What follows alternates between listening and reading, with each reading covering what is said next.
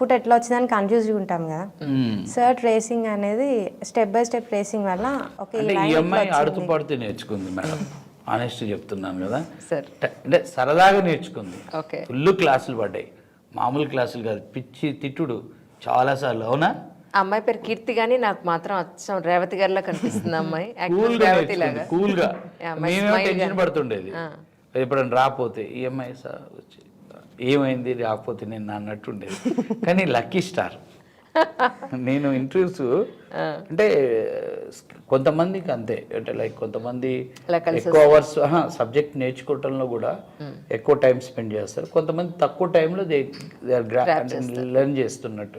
EMI profile నాకు అలా అనిపించింది అన్నట్టు. Right right. మేమేందుకు టెన్షన్ పడ్డాం కదా, ఫార్మసీ స్టూడెంట్, సెకండ్ వాళ్ళ మదర్కి మనం మాట ఇచ్చాము 100%. ఇప్పుడు వాళ్ళు ఆ పరిస్థితుల్లో అంత ఛాలెంజింగ్ తీసుకొని